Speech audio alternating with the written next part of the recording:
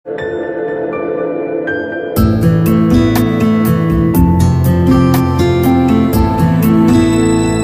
Bapak Ibu Saudara-saudari yang dikasihi oleh Tuhan Yesus Kristus.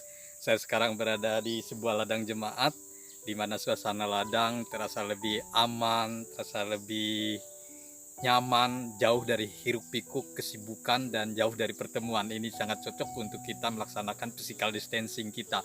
Nah Bapak Ibu Saudara, kita akan merenungkan firman Tuhan untuk ibadah mandiri kita Minggu 10 Mei 2020. Kita tetap boleh bersekutu dengan Tuhan dan jangan lupa, jangan patah semangat untuk tetap beribadah, memuji dan memuliakan nama Tuhan kita. Bapak Ibu Saudara, kita buka Yohanes pasal yang ke-14 ayat yang pertama hingga ayat yang ke-14. Yohanes pasal 14 ayat yang pertama hingga ayat yang ke-14. Sebelum kita merenungkan firman Tuhan, saya ajak kita semua merendahkan diri kita di dalam doa. Kita bersatu dalam doa. Tuhan kami Yesus Kristus, kami sungguh bersyukur ya Tuhan, walaupun saat ini kembali dan terus kami melaksanakan ibadah mandiri kami. Kami beribadah di mana saja kami bisa beribadah ya Tuhan, karena kami sudah tidak bisa beribadah di gedung gereja-Mu. Tapi kami yakin, kami percaya Tuhan hadir dimanapun kami melaksanakan ibadah kami. Bapa Surgawi, kami akan merenungkan firman-Mu. Biarlah ya Tuhan, firman-Mu boleh menjadi kekuatan, penolong dan menyertai, memberkati kami. Biarlah kami juga boleh memahami akan kebenaran firman-Mu dan kami pun boleh taat untuk melakukannya. Urapi kami semua ya Tuhan, dalam nama Yesus kami berdoa. Amin. Ya, Yohanes 14 ayat yang pertama hingga ayat yang ke-14. Saya bacakan ayat yang kedua bagi kita. Di rumah Bapakku banyak tempat tinggal, jika tidak demikian tentu aku mengatakannya kepadamu, sebab aku pergi ke situ untuk menyediakan tempat bagimu. Saudara-saudara, saya beri judul renungan ini, Rumah Bapa. Bapak Ibu yang saya kasih dalam nama Tuhan Yesus Kristus, seperti apakah rumah Bapa itu? Apakah hanya seperti sebuah gubuk kecil yang hanya terbatas jumlah untuk orang yang bisa menempatinya? Bagaimana jalannya ke sana?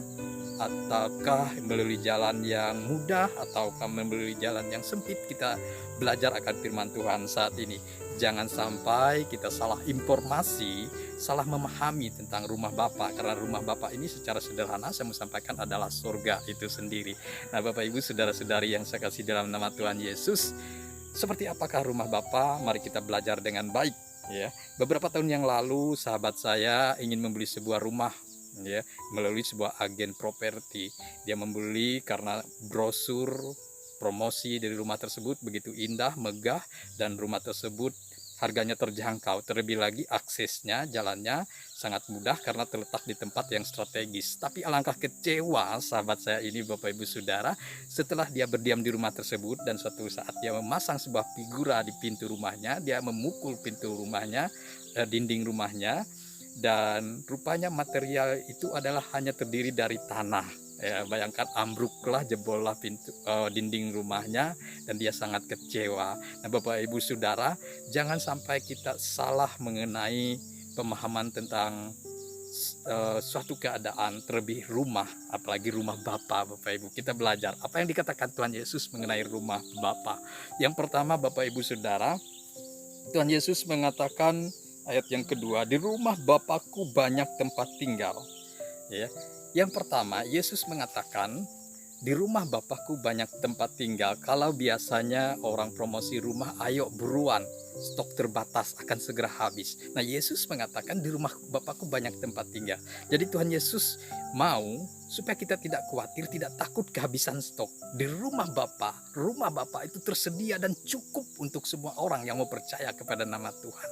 Jadi jangan takut, jangan khawatir, kita tidak kebagian. Kalau kita percaya kepada Tuhan, ayo ya, berikan diri kita untuk tetap setia kepada nama Tuhan sehingga kita tahu bahwa rumah Bapa itu tersedia cukup bagi kita. Bapak Ibu, jadi yang pertama ingat penjelasan Tuhan Yesus bahwa di rumah Bapa banyak tempat tinggal, artinya cukup untuk kita. Jangan khawatir akan keadaan tersebut. Yang kedua, Tuhan Yesus mengatakan bahwa Ia yang menyediakan rumah Bapa. Kalau orang-orang membeli sebuah properti Bapak Ibu Saudara, mereka akan bertanya siapa sih pembangunnya. Jangan-jangan yang membangunnya adalah perusahaan yang abal-abal, hanya ingin mencari untung saja. Itu harus diteliti. Demikian pun tentang rumah Bapa. Siapa sih yang menyediakannya? Yesus yang menyediakannya bagi kita. Yesus adalah Tuhan, karena hanya Tuhan saja yang sanggup menyediakan sorga. Nah, kalau Tuhan sendiri yang menyediakan rumah bagi kita, masa kita tidak percaya kalau Tuhan itu bisa membangun sesuatu yang baik dalam kehidupan kita? Oleh sebab itu Bapak Ibu Saudara, yakinlah bahwa Tuhanlah yang menyediakan bagi kita. Dalam bahasa sederhana saya, Tuhanlah yang membangunnya bagi kita. Jadi jangan ragu, jangan takut lagi akan satu tempat yang akan kita tuju pada saatnya nanti. Jadi yang kedua, Tuhan Yesuslah yang menyediakan rumah Bapa tersebut, tempat tinggal tersebut bagi kita. Yang ketiga Bapak Ibu, jalannya, aksesnya, bagaimana kita bisa ke sana? Yesus mengatakan, akulah jalan, kebenaran, dan hidup. Ini adalah satu perkataan ego eimi lagi. Yesus menyatakan dia adalah jalan. Jalan apa? Jalan menuju rumah Bapa. Jadi Bapak Ibu tidak perlu memikirkan seperti apa saya bisa berada di sana, bagaimana caranya. Tuhan Yesus sendiri mengatakan bahwa dialah jalannya.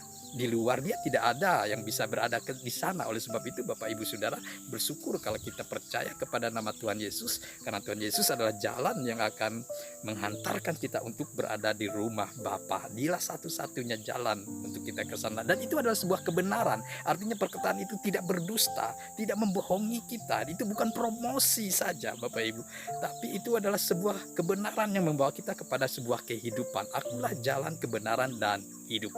Yang keempat, yang terakhir Bapak Ibu Saudara, seperti apa kita bisa di sana? Apakah harus bayar cash, kredit, dan sebagainya? Tidak.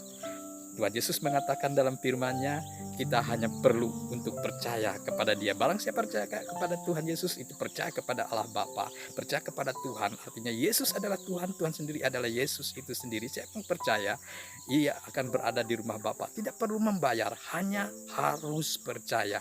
Bahkan Bapak Ibu, dalam ayat yang terakhir kita melihat Tuhan Yesus akan mencukupkan apa yang kita perlukan. Bahkan sambil kita menunggu dijemput kepada rumah Bapa, Tuhan Yesus akan memberikan apa yang kita minta di dalam namanya. Oh, betapa bahagianya Bapak Ibu Saudara jikalau kehidupan kita seperti itu. Saat kita menanti untuk berada di rumah yang pasti, pada saatnya nanti segala keperluan kita tetap dicukupkan, tetap dipelihara oleh Tuhan.